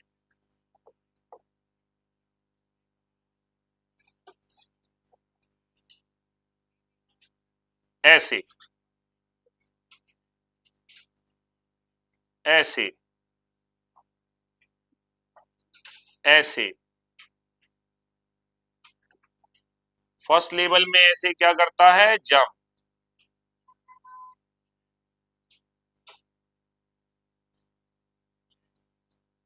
ऐसे जंप कर रहा है ना। और इसी को चाहो तो ऐसे बना लो, ये जंप करता है तो ये जो हमें लाइंस मिल रही हैं ये हमें स्पेक्ट्रल क्या बन जाती है, सीरीज। और पहली स्पेक्ट्रल सीरीज जो बनती है उसे लाइमन सीरीज कहते हैं। लेकिन यदि ये किस में जंप करे, किसी भी लेवल से, कौन से में, सेकंड में, ऐसे ऐसे ऐसे ऐसे ऐसे और ऐसे, तो नई सीरीज मिलती है। इसे क्या कहते हैं, बामर। और यहां से अगर थर्ड लेवल में करे ये,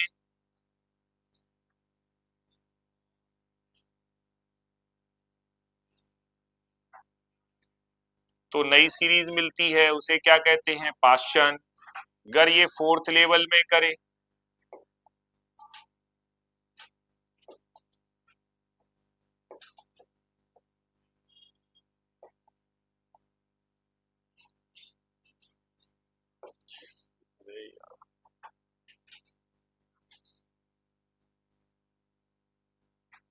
अब इसे क्वेश्चन आते हैं इसलिए याद कर लो जल्दी से। यहां पर करे तो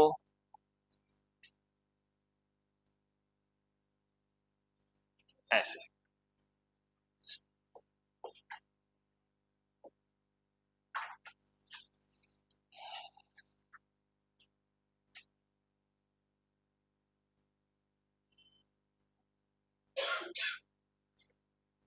हो गया। अच्छा ये पहली सीरीज का नाम लिख लीजिएगा, Lyman series. Lyman series Hindi में लिखिएगा लाइमन श्रेणी। कौन सी श्रेणी है? लाइमन श्रेणी। दूसरी का लिखिएगा बामर सीरीज,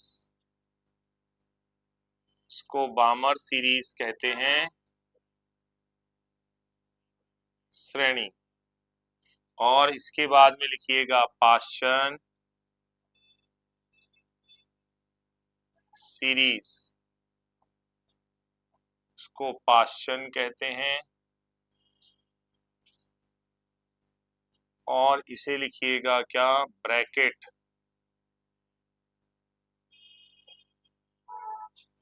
सीरीज, और इसे कहते हैं ब्रैकेट श्रेणी। और लास्ट वाली का लिखिएगा फुंड सीरीज, इसके क्या बोलते हैं? फुंड श्रेणी।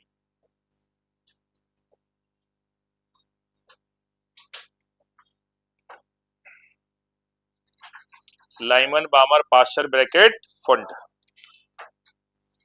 बना लिया।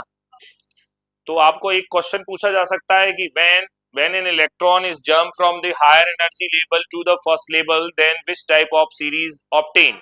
देखो इसकी डेफिनेशन याद करना बहुत आसान है कि अगर कोई इलेक्ट्रॉन किसी भी उच्च ऊर्जा स्तर से प्रथम ऊर्जा स्तर में कूदता है तो जो श्रेणी उत्पन्न होगी उसे हम लाइमन श्रेणी कहते हैं। When an electron is jumped from the any higher energy level to the first level then this series is said to be a Lyman series। When an electron is jumped from the any higher energy level to the second level then we obtain the Balmer series। When an electron is jumped from the any higher energy level to third level then we obtain Paschen series। When an electron is jumped from the any higher energy level to third level fourth level then is said to be a bracket series, और fifth level that is said to be a Pfund series.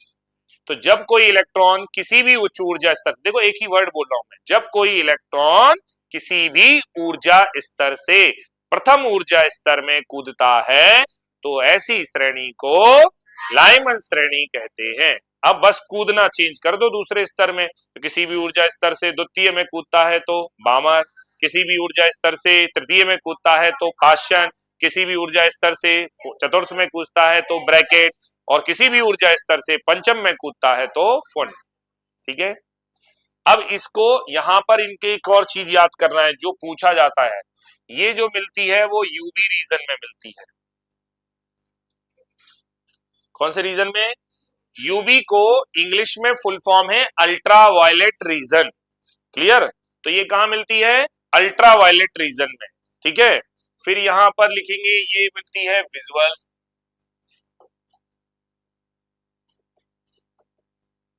अरे दृश्य, हिंदी वाले लिख लेंगे दृश्य, visible, और ये मिलती है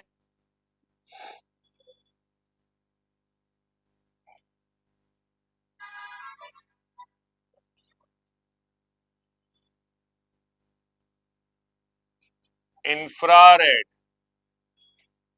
और ये मिलती है एफ इंफ्रारेड, मतलब फार इंफ्रारेड, इंफ्रारेड, और ये मिलती है वेरी फार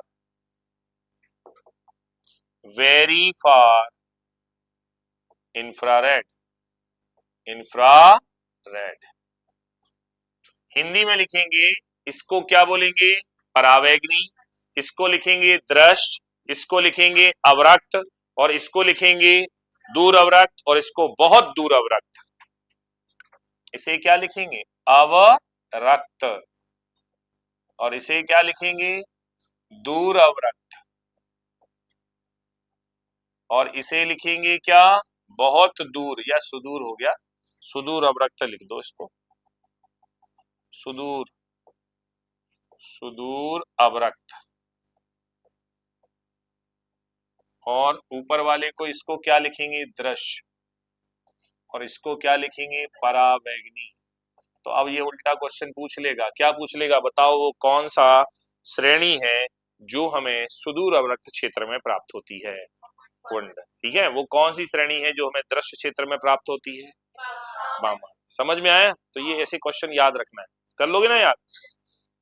सबने नोट कर लिया? ओके। अब बच्चों जब ये कूदता होगा, क्या होता होगा? कूदता होगा, तो इनसे कूदने से एक चीज जनरेट होती है जिसे बोलते हैं वेवलेंथ। क्या है? वेवलेंथ। तो इन सब श्रेणियों का वेवलेंथ निकालने का एक तरीका है जिसे वेव नंबर भी या तरंग संख्या भी कहते हैं। तो वेव नंबर निकालने का फॉर्मूला है R बराबर 1/n1 square minus 1/n2 square. Note करो जल्दी से।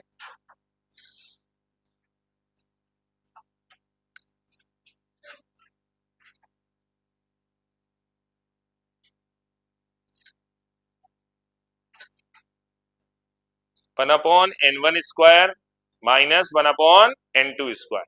अब ये n1 स्क्वायर क्या है? तो n1 स्क्वायर वो नंबर है जिसमें वो कूद रहा है और n2 स्क्वायर वो नंबर है जहां से वो कूद रहा है। समझ रहे हैं? मैं अच्छा क्वेश्चन सिखाने वाला हूं, ध्यान से। अब यहां पर यदि आ जाओ तो हम पहली श्रेणी लिखते हैं। कौन सी श्रेणी? Lyman series. बच्चों हमें लाइमन सीरीज का फॉर्मूला लिखना है। कैसे लिखूंगा? तो देखिए ऐसे लिखते हैं 1/लैम्डा बराबर में कौन? आर। और ये लिखेंगे 1/n1 की जगह पर क्या लिख देंगे? तो n1 तो फिक्स है, इसका क्या? 1 का स्क्वायर माइनस n2 का स्क्वायर, वेयर वेयर n2 बराबर हो सकता है 2, 3, 4 डैश डैश डैश। इसका मतलब है लाइमन सीरीज तभी जनरेट हो सकती है जब वो 2, 3, 4 किसी भी ऊर्जा स्तर से कूदे, लेकिन कौन से स्तर में? पहले में। तो लाइमन के लिए n1 की वैल्यू 1। समझ गए? ऐसी तरीके से यदि मैं अब आपसे पूछूं कि मुझे बामर के लिए बताइए यही चीज, तो कैसे बताएंगे? बामर सीरीज के लिए क्या करेंगे? तो आंसर है, फिर से लिखेंगे लैम्डा, तो 1/, क्या? लैम्डा।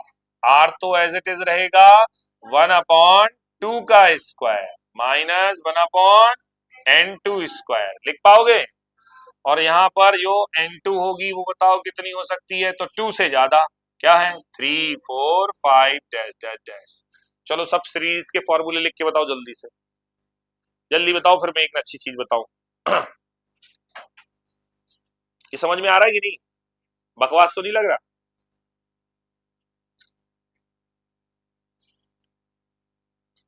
पढ़े थे ये सब चीजें? एक आज सुरीली सी आवाज आई, ऐसे ऐसे। कौन बोला ये? अच्छा,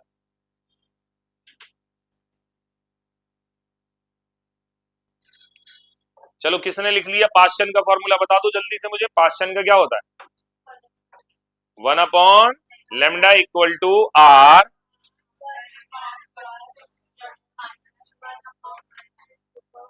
ठीक है, सही है। और n2 की वैल्यू लिखते जाना सबने।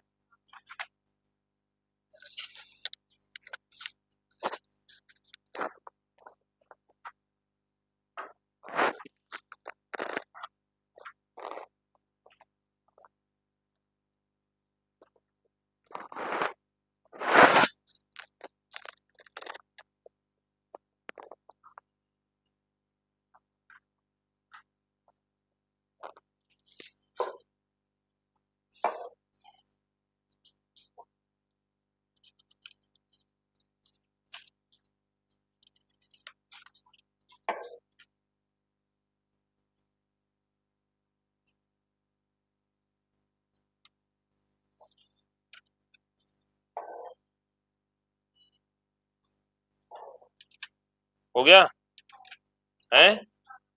चलो अब लिख लो वेवलेंथ रेंज, तरंग दैर्ध्य। आप चाहो तो ऐसे लिख लो, जहां जहां ऊपर से वहां से लिखना शुरू कर दो। इसी में लिख लो डायग्राम में, तो थोड़ा सा ज्यादा जल्दी समझ में आएगा। 912 से 1215 ये पूछा जाता है डायरेक्ट। 912 से 1215 यंगस्ट्रॉम। 912 ये वैल्यू फिक्स है, चेंज नहीं होनी है। मतलब कोई पूछे कि लाइमन सीरीज कितने वेवलेंथ के बीच में मिलती है, तो कहां से कहां? 912 से। अब ये 912 क्या है? न्यूनतम तरंग दैर्ध्य। और ये क्या है? अधिकतम तरंग दैर्ध्य, ये निकालने को कहते हैं, आप डायरेक्ट लिख सकते हैं कितना, 912 से, अभी बताऊंगा कैसे निकाला जाता है, 912 से 1215। दूसरे वाले में लिखो, बामर में लिखो 3646 से, यहां पे लिखो 3646 यंगस्ट्रॉम, 3646 यंगस्ट्रॉम से 6563 यंगस्ट्रॉम, इनमें सीरीज इनकी जो मैक्सिमम और मिनिमम वैल्यूज है ना। फिर अगले में लिखो 8204 से 8204 यंगस्ट्रॉम से 18752 18752 यंगस्ट्रॉम। ये तो डायरेक्ट ही याद कर लो, 2-4 बार में याद हो जाएंगी। और ये किसकी थी, पाश्चन की। अब आ जाओ ब्रैकेट की, ब्रैकेट में लिखो 14516 14516 यंगस्ट्रॉम से 40500 यंगस्ट्रॉम, ठीक है।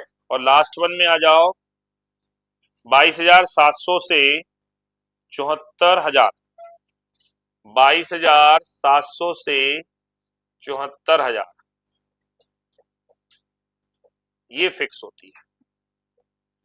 अब आपसे कोई जाए कि मेरे पास में एक वेवलेंथ ऑब्टेन हो रही है, लैम्ब्डा की वैल्यू ऑब्टेन हो रही है, लेकिन वो 23000 कुछ है, तो बताओ वो कौन सी सीरीज जनरेट कर रहा होगा, फंड। क्लियर है। और अगर वो पूछे कि मेरे पास में एक वेवलेंथ जनरेट हो रही है लेकिन वो 1000 है, तो वो कौन सी है, लाइमन। समझ गए, इनके बीच में लाई करे तो लाइमन, इनके बीच में लाई करे तो बामन, इनके बीच में लाई करे तो, याद रहेगा। अब ये निकलती कैसे है, सुनो, निकलती कैसे है। मैक्सिमम वेवलेंथ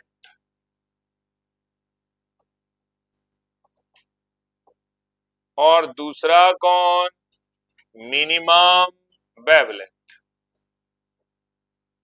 ये आप निकाल भी सकते हो, जो मैंने आपको निकाल के वैल्यू दी ना, ये सारी वैल्यू आप निकाल सकते हो, मैक्सिमम और मिनिमम वैल्यू।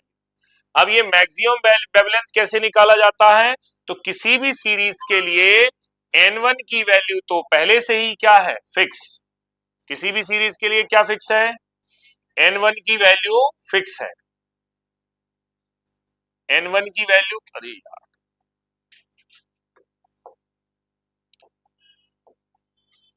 n1 की वैल्यू पहले से ही क्या है, फिक्स। जैसे फॉर एग्जांपल के लिए मैं ले लूं कौन सी सीरीज, लाइमन।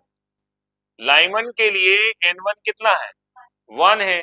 यदि n2 की वैल्यू कितनी ले ली जाए, 2, यदि n2 की वैल्यू, इसका मतलब ये कहना चाहता है कि ये अपने एक ऊपर वाले ही लेवल से कूद जाए, तो इसे जो मिलेगा वो क्या मिलेगा, लैम्डा मैक्स। और यदि n1 की वैल्यू कितनी है, 1, लाइमन का एग्जांपल ले रहा हूं मैं, और n2 की वैल्यू क्या ले ली जाए, इन्फिनिटी, तो फिर मिलेगा क्या, लैम्डा मिन। इसका मतलब है इसके अकॉर्डिंग फॉर्मूला होना चाहिए 1 लैम्डा बराबर क्या, r 1/1 का क्या स्क्वायर माइनस 1/2 का स्क्वायर, अरे होना चाहिए। और इसके अकॉर्डिंग इसका फॉर्मूला होना चाहिए 1 लैम्डा बराबर r 1/1 का स्क्वायर माइनस 1/इन्फिनिटी का स्क्वायर। अरे सही है ना। अब यदि आप इसकी गणना कर लो, स्टार्ट करो, तो 1 लैम्डा बराबर r आएगा, है ना। ये 1 क्या आएगा, 1, माइनस में क्या आएगा, 0, क्योंकि 1/इन्फिनिटी की वैल्यू बेटा क्या होती है, 0। और अगर हम इसे लिखेंगे तो 1 लैम्डा बराबर क्या आ जाएगा, r, तो लैम्डा बराबर क्या आ जाएगा, 1/r। ये r क्या होता है, तो रिडबर्ग कांस्टेंट। क्या बोलते हैं इसे, रिडबर्ग कांस्टेंट। r को क्या बोलते हैं, रिडबर्ग कांस्टेंट। इसकी वैल्यू लिख लो, रिडबर्ग नियतांक, रिडबर्ग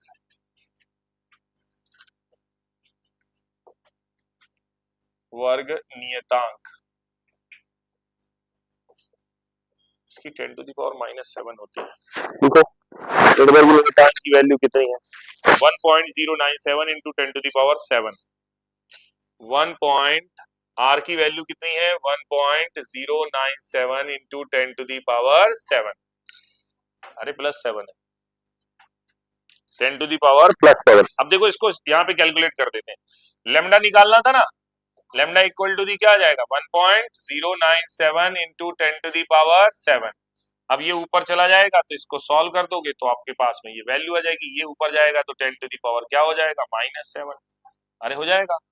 और यहाँ पर 1 2 3 जीरो है तो यहाँ 1000 हो जाएगा, अरे हो जाएगा, अपॉन में 10 क्या हो जाएगा 97। इसको लेमडा इक्वल टू दी 1000 को क्या बना लेंगे 10,000 इंटू में 10 टू दी पावर क्या हो जाएगा -8, और अगर इसे सॉल्व करेंगे तो 10 क्या आ जाएगा 97, है ना। जब इससे डिवाइड करोगे तो ये कितना लिखा 10,000 और ये लिखा है 1000, सोचो, लेकिन 1000 में थोड़ा सा ज्यादा है, इसलिए 10 बार नहीं जाएगा, कितने बार जाएगा 9 बार, अरे जाएगा, समझ में आ रहा है। फिर यहाँ पर क्या लग जाएगा दशमलव, और यहाँ पर आ जाएगा क्या 12 इंटू 10 टू दी पावर क्या -8, और जब इसे सॉल्व करेंगे तो इसे लिख सकते हैं 912, और इंटू में 10 टू दी पावर क्या -10, और 912 को यहाँ पे क्या लिख सकते हैं यंगस्ट्रॉम, क्योंकि 10 to the 1 angstrom equal to the होता है 10 टू दी पावर -10। समझ में आया। तो जितनी तरंग दैर्ध्य मैंने आपको निकालना सिखाई लिखी है वो सब इस माध्यम से आप निकाल सकते हो, नोट कर लो। आज जाके इसको थोड़ा सा अध्ययन करना, फिर मैं थोड़ी आगे की चीजें बताऊंगा आप लोगों को, ठीक है, क्योंकि ये थोड़ी सी ज्यादा डिटेल में आपके पास में क्वेश्चंस होंगे तो आप ज्यादा कर पाओगे। तो ये जनरली वैसे इतना सॉल्व करने के लिए नहीं देते वो आपको। हाँ क्या बोल रहे हो बताओ, पूछो ना, अरे पूछो तो अच्छा लगेगा मुझे। है क्या 1000 को 10,000 कैसे कर दिया। हाँ देखिए मैंने इसमें से एक और बोरो कर लिया, जब एक बोरो कर लिया इसका मतलब इसमें हमने 10 का गुणा किया तो 10 का ही भाग कर दिया, तो इसकी पावर कितनी थी -7, अब कितनी हो गई समझ में आया।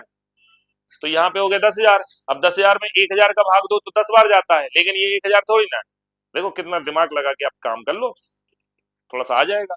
तो 1000 थोड़ी ना, 1097 है तो ये तो ज्यादा हो जाएगा, इसलिए कितनी बार जाएगा 9 बार।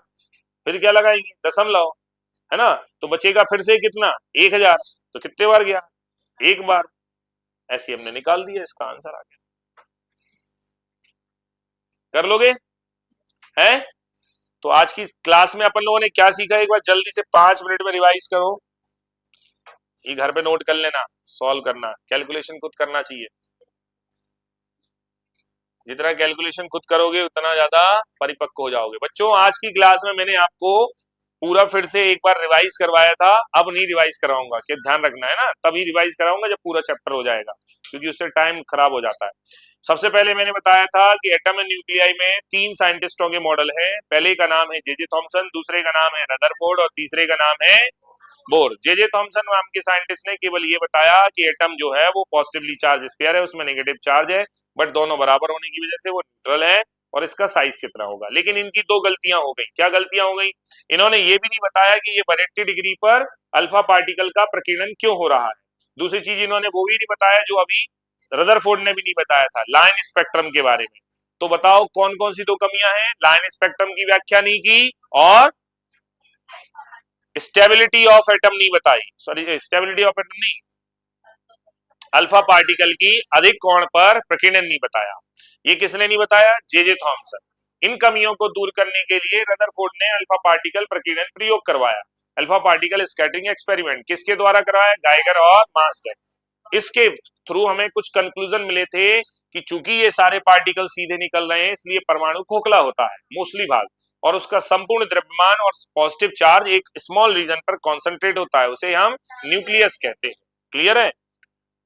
इससे हमें number of particle alpha particle per second sorry per minute per unit area निकालना है, तो वो फॉर्मूला ये मैंने आपको न्यूमेरिकल करा दिया। इसी में एक और चीज थी क्या, इंपैक्ट पैरामीटर। इंपैक्ट पैरामीटर का फॉर्मूला B = cot θ/2 निकाल सकते हो।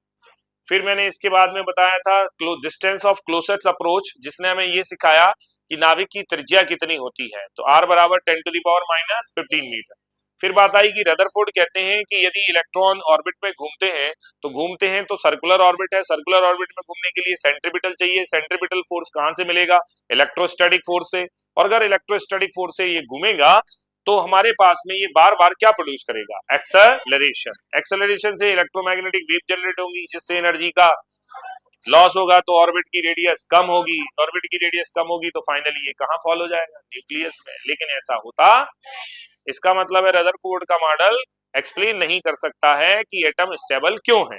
ओके, दूसरी चीज इन्होंने कहा कि जब ये ऐसे ऐसे घूमता है तो अलग अलग आवृत्ति की तरंगें उत्पन्न करता है, जिससे जो स्पेक्ट्रम मिलता है वो कंटिन्यूअस या सतत होता है, जबकि मिलने वाला स्पेक्ट्रम कौन सा होता है, रेखीय।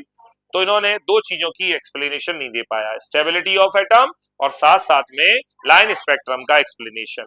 अब ये एक्सप्लेनेशन देने के लिए कौन से साइंटिस्ट आए, तो इसके बाद में बोर नाम के साइंटिस्ट आ गए। बोर बोले भाई साहब रदरफोर्ड की कोई गलती नहीं है, मैं उनकी एक बात से सहमत हूं कि इसका जो संपूर्ण द्रव्यमान और पॉजिटिव चार्ज है वो सेंटर पर कॉन्सेंट्रेटेड है, उसे मैं भी क्या कहूंगा, नाभिक, और इस चीज को हमारी क्या कही जाएगी, नाभिकीय परिकल्पना, मतलब न्यूक्लियर कंसेप्ट। इसके अराउंड कौन घूमते हैं, इलेक्ट्रॉन, ठीक है, और इलेक्ट्रॉन सभी कक्षाओं में नहीं घूमते, किस में घूमते हैं, स्थायी कक्षा कौन होती है, non radiating orbit are called the stationary orbit, जिनसे कोई भी ऊर्जा का उत्सर्जन नहीं होता, उन कक्षाओं को क्या कहते हैं, स्थायी कक्षाएं। बोले सर स्थायी कक्षाएं कैसे डिसाइड करेंगी, बोले प्रतिबंध देता हूं। बोले इस प्रतिबंध का नाम है क्वांटीकरण। क्वांटीकरण क्या कहता है कि स्थायी कक्षाएं वे कक्षाएं होती हैं जिनमें इलेक्ट्रॉनों का कोणीय संवेग हमेशा h/2π का पूर्ण गुणज होता है। क्लियर है, the angular momentum of the electron is always is integral multiple of the h/2π। Formula बना L बराबर NH/2π। इसकी सहायता से आप किसी का भी एंगुलर मोमेंटम और किसी की भी कक्षा का ज्ञान प्राप्त कर सकते हो, ठीक है। लेकिन इसमें एक थोड़ी सी गड़बड़ हो जाती है कि जब ऑर्बिट दिया हो तो n की वैल्यू वही लो जो ऑर्बिट है, लेकिन यदि वो एक्साइटेड स्टेट दे रहा है तो n की वैल्यू एक ज्यादा लो। समझ में आई, ये भी आ गया होगा समझ में। फिर आगे कौन से, फ्रीक्वेंसी कंडीशन, कहां चली गई बेटा, अरे बीच में नहीं आ रही क्या, फ्रीक्वेंसी बताया था ना,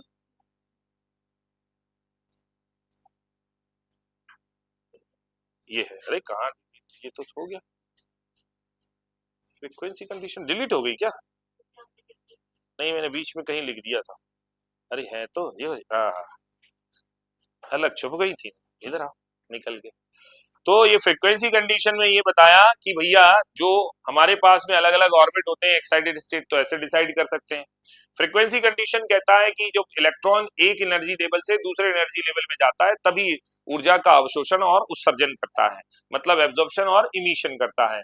और जब हम इमिशन और एब्जॉर्प्शन की एनर्जी निकालना चाहते हैं या उसकी फ्रीक्वेंसी निकालना चाहते हैं तो उसके लिए इस तरीके से फॉर्मूला यूज करते हैं। ये अगली क्लास में हमें इसके न्यूमेरिकल कराऊंगा, क्योंकि मैं पहले एनर्जी पढ़ाऊंगा फिर न्यूमेरिकल कराऊंगा। तो जो आज डायग्राम पढ़ा है ना वो ध्यान रखना, क्योंकि वही डायग्राम को मैं रिपीट करने वाला हूँ, उसको एनर्जी लेवल डायग्राम भी कहते हैं, ठीक है।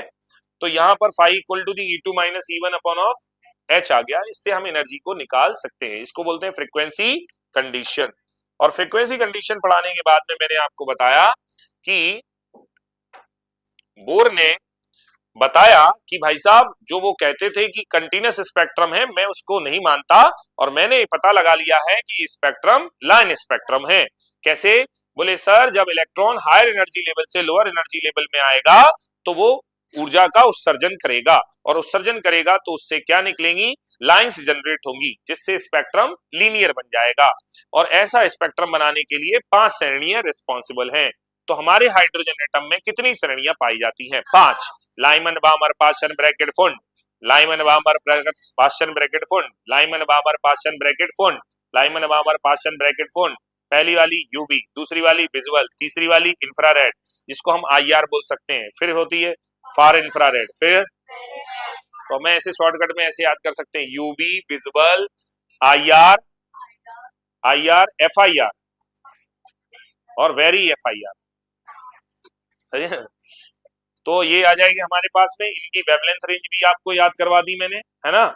और इनके लिए अब हर सीरीज के लिए क्या निकालने का फॉर्मूला होता है, वेवलेंथ या फिर जिसको वेव नंबर बोलते हैं, उसका formula 1/λ equal to the R 1/n² minus 1/n2 square, जहां पर आर को रेडबर्ग कांस्टेंट कहते हैं, जिसकी value 1.097 into 10 to the power 7 होती है। यस और नो।